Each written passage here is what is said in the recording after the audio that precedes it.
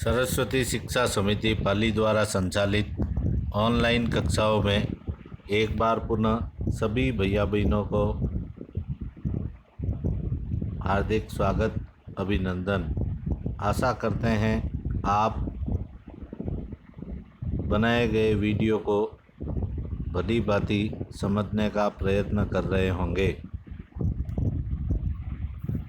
प्रिय भैया बहनों, पाठ 5 शासक और इमारतें का अध्ययन करते समय हमने पूर्व में प्रमुख शासकों के द्वारा बनाई गई इमारतों एवं उनके अभियांत्रिकी कौशल तथा निर्माण कार्य के बारे में अध्ययन किया था, जिसके अंतर्गत हमने बूंदी में स्थित रानी जी की बावड़ी, कुतुबुद्दीन ऐबक द्वारा निर्मित कुतुब मीनार और इनकी शैलियों के बारे में अध्ययन किया था।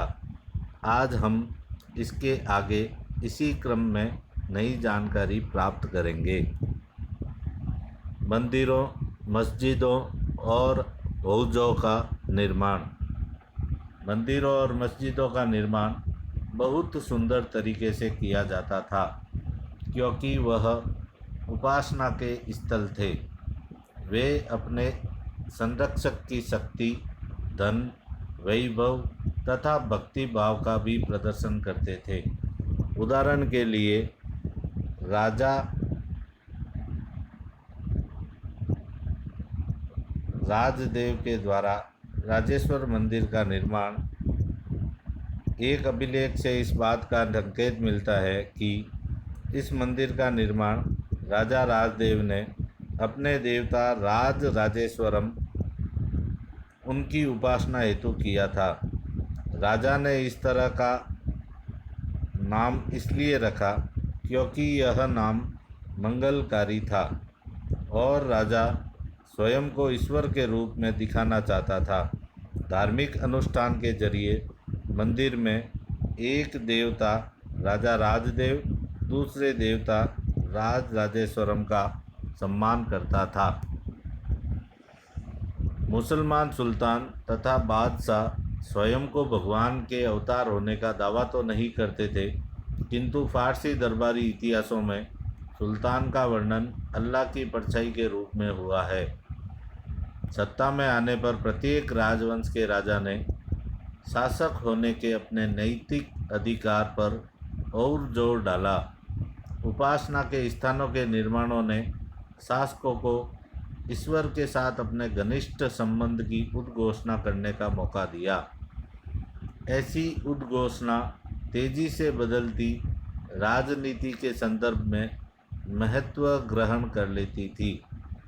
शासकों ने विद्वान तथा धर्मनिष्ठ व्यक्तियों को भी आश्रय प्रदान किया और अपनी राजधानियों तथा नगरों को महत्वपूर्ण सांस्कृतिक केंद्र के रूप में परिवर्तित करने का प्रयास किया।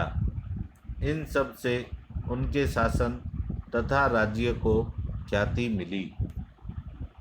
व्यापक समझ यह थी कि न्यायप्रिय राजा का राज ऐसा होगा जहां खुशहाली होगी और जहां पर्याप्त वर्षा होगी। इसी तरह हौजों और जलाशयों के निर्माण द्वारा बहुमूल्य पानी उपलब्ध कराने के कार्य की बहुत प्रशंसा की जाती थी। सुल्तान इल्तुतमिश ने दिल्ली ए कुहना के एकदम निकट एक विशाल तालाब का निर्माण करके व्यापक सम्मान प्राप्त किया। इस विशाल जलाशय को हौज ए सुल्तानी अथवा राजा का तालाब कहा जाता था। शासक प्राय सामान्य लोगों के लिए बड़े और छोटे हौजों और तालाबों को निर्माण करवाते थे। कभी कभी वह किसी मंदिर, मस्जिद अथवा गुरुद्वारे का हिस्सा होते थे। 12वीं शताब्दी में दो प्रौद्योगिकी एवं शैली संबंधी परिवर्तन दिखाई पड़ने लगते हैं। दरवाजों और खिड़कियों के ऊपर की अधिरचना का भार कभी कभी मेहराबों पर डाल दिया जाता था। वास्तुकला का यह चापाकार रूप था। निर्माण कार्य में चूना पत्थर सीमेंट का प्रयोग बढ़ गया। यह उच्च श्रेणी की सीमेंट होती थी जिसमें पत्थर के टुकड़ों के मिलाने से कंक्रीट बनती थी। इसकी वजह से विशाल ढांचों का निर्माण सरलता और तेजी से होने लगा। जल का महत्व। फारसी शब्द आबाद और आबादी आब शब्द से निकले हैं जिसका अर्थ है पानी। आबाद शब्द उस जगह के लिए इस्तेमाल होता है जहाँ बसावट हो। इसका एक अन्य अर्थ खुशहाली भी है। आबादी का अर्थ जनसंख्या एवं समृद्धि दोनों ही है। भैया बहनों, कक्षा कार्य के अंतर्गत आपको 4 प्रश्न दिए जा रहे हैं। आप समझाए गए PDF फाइल या वीडियो दोनों को बार बार देखकर समझने का प्रयत्न करते हुए इन प्रश्नों को हल करेंगे। धन्यवाद।